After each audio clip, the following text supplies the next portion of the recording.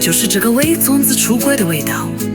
说来也怪，每年端午，不管身在何处，心里总会飘出一丝浓意和家的香。曾地抱着旧时光，买梅手里没洋家。咸蛋黄里有太阳，咬一口就笑出声。菜市场早排长龙，阿姨喊着花肉。三招还是长条形，都各有各的讲究。5月的风吹来生钢盘的梦，滨州的鼓咚咚敲进心中。不管你身陷哪一个时空，一颗橙子都能通往家门口。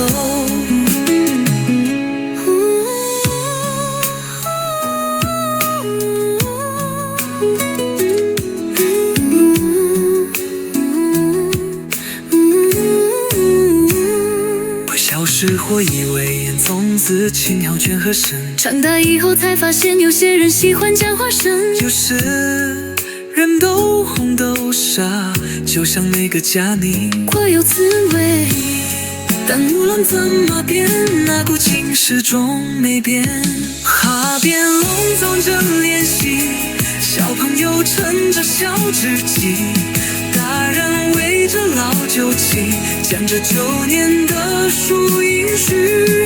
艾草挂在门前头，手机里塞着祝福句。没红会的聊天框，也许藏着一丝思念。无言的江水来双钢板的梦，门口的圈像等一个相逢。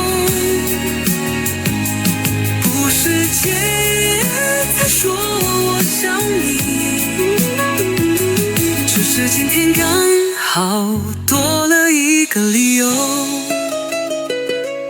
有人在外地打拼，有人还在赶回家的路上，有人窝在出租一角，一颗琼子就是一点光。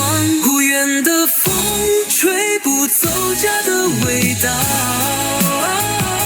碰家的水化了谁的眼角。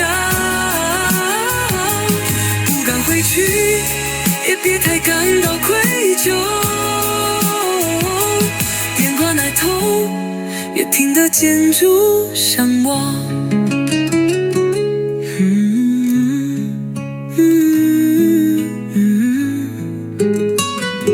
这榛子啊，有点黏，但正因为绵，才免得猪清醒。别忘了给家里打个电话，就说榛子好吃极了。